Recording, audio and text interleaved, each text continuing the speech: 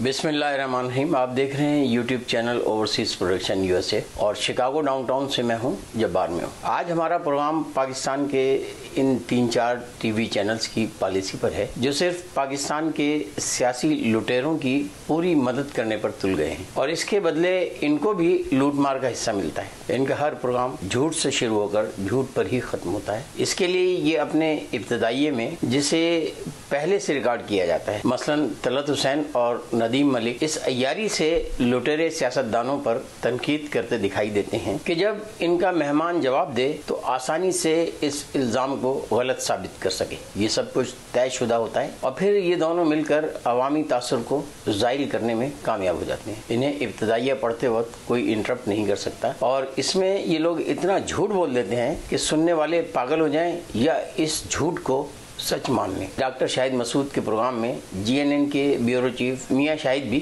शहीद होते हुए दिखाई दिए, जिसमें उन्होंने खूबसूरती से अपना हिस्सा डालते हुए मौजूदा हालात को सपोर्ट किया। उन्होंने भी अच्छा ही किया और तासुर ये दिया कि एहतसाब का अमल दुरुस्त सिमत चलना शुरू हो चुका है, जबकि आसार और कराइन ये बता रहे हैं कि अब पार्टी शुरू हो रही है। खैर, वो भी शायद अपने हिसाब से ठीक ही कर रहे हैं कि वो क्यों इस बेहिस अवाम का साथ दें। मीडिया और वो ताकतें जो बैरूनी इशारों पर नाचती हैं पाकिस्तान के सियासी हालात को एक ऐसे मकाम पर लाने में कामयाब हो चुकी हैं जहां इलेक्शन का इनेकाद मुमकिन हो चुका है और इस ट्रैप में मजबूरन या अनजाने में पीटीआई भी आ चुकी है और वैसे भी इसके पास इसके सिवा चारा भी कोई नहीं है। ले दे के वो अल्लाह के गजब से डराने की कोशिश करते दिखाई देते हैं। ये सब कुछ एक वसी मंसूबे के तहत मुल्क और मुल्क से बाहर बैठे गुलामों ने अंजाम दे दिया है। इलेक्शन कमीशन के जरिए पूरे पाकिस्तान के पोलिंग स्टेशनों में से एक बड़ी तादाद को इंतहाई हसास करार दिया जा चुका है, जहां पोलिंग डे वाले दिन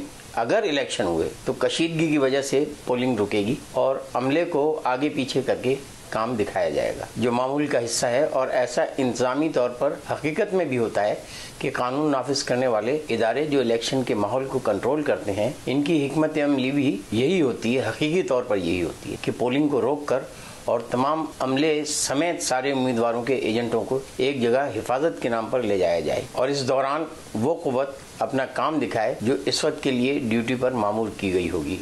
यानी इस वक्त ये प्लान और डिजाइन अख्तियार किया जा रहा है। इस तरह इलेक्शन में धांधली की जिद्दत के वो रिकॉर्ड टूटेंगे कि दुनिया सिर्फ मातम करेगी। इसके बाद दूसरा सिलसिला यानी दूसरा राउंड शुरू होगा, इन बेकायदियों और धांधलियों पर शुरू हो जाएगा और हर चैनल पर चर्ब जबानों की रोजी पक्की हो जाएगी और ये एक इतना बड़ा इन चैनल्स का फायदा होगा कि फिर किसी चैनल को इनाम की जरूरत ही नहीं होगी और एक नया मौजू इन सबको मिल जाएगा और पाकिस्तान का बच्चा रोजाना मुर्गों की लड़ाइयाँ देखेगा, जिस पर ये चैनल जानते बूझते इजाजतों के साथ तनकीदी प्रोग्राम किया करेंगे और हर प्रोग्राम की रेटिंग मिलियंस और बिलियन में पहुंच जाएगी। कौन जीता है तेरी जुल्फ के सैर होने तक। पाकिस्तान के अवाम रोजाना इन बाजीगरों के शाम 8 बजे प्रोग्राम का बेचैनी से इंतजार कर रहे हुआ करेंगे। महंगाई खत्म होकर फिर वहां तक आ जाएगी जहां तक पहले ही थी और इसे बहुत ऊपर इस मकसद के लिए पहुंचा दिया गया था कि बाहर से लाया जाने वाला एक मसीहा ऐसा दिखाई दे कि उसने जादू करके और मुल्क की मैशत को संभाल लिया है। हम इतने अंधे बहरे और अकल से आरी हो चुके हैं कि एक सादा सी हकीकत हमारी समझ में नहीं आ रही है या हम बेबस हो चुके हैं कि हर इदारे से आस लगाए बैठे हैं। अदालत आलिया की हैसियत क्या है और इसकी औकात क्या है कि वो कोई फैसला अक्ल से करे।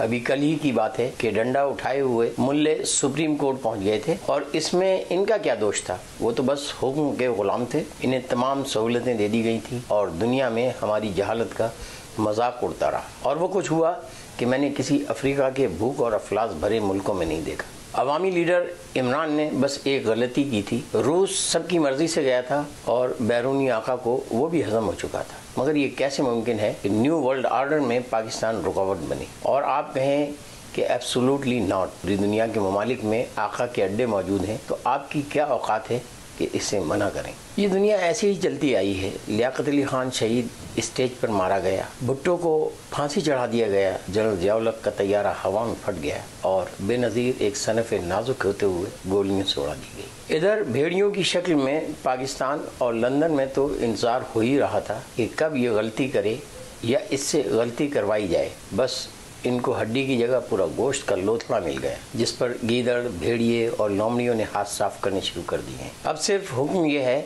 کہ اتنی صفائی سے الیکشن کرائے جائیں کہ کوئی بھی ہارے یا جیتے اس سے آقا کو کوئی فرق نہیں پڑتا، بس پی ٹی آئی کو 2/3 اکثریت نہ ملے اور اگر باقی سب مل کر آپس میں لڑتے جھگڑتے سیٹیں حاصل کر لیں، جس کی باز گشت 172 سیٹوں کی اب سامنے آنی شروع ہو گئی ہے، اور سب کی مل کر 2/3 اکثریت بھی بن جائے تو یہی ڈیزائن کا مقصد ہے۔ بہت خوبصورتی سے آگے چل کر عدالت خراٹے لے کر سو جائے گی اور ملک میں مہنگائی کی جگہ سستائی کا راج ہوگا، جس میں مکاری سے ذہانت کا استعمال کیا جائے گا۔ آج اس راستے میں IMF نے تعاون دکھا دیا ہے۔ الیکشن کے بعد بھیڑیے، گیدڑ اور عیال لومڑیاں ملک کے ترقیاتی بجٹ پر ہاتھ صاف کیا کریں گی۔ ادھر اس کے بدلے کشمیر سمیت بہت سی سودے بازیاں ہوں گی اور قوم بے حسی کے خراٹے لے کر ایسے سوئے گی جیسے مقدر سو جاتے ہیں۔ ہم سمندر پار پاکستانیوں کی زندگی کے سائے اب گہرے ہو چلے ہیں اور پھر ہماری نسلیں جو یہاں پروان چڑھ رہی ہیں پاکستان کے قصے پڑھا کریں گی یا یوٹیوب پہ دیکھا کریں گی اور جہالت کی وجہ سے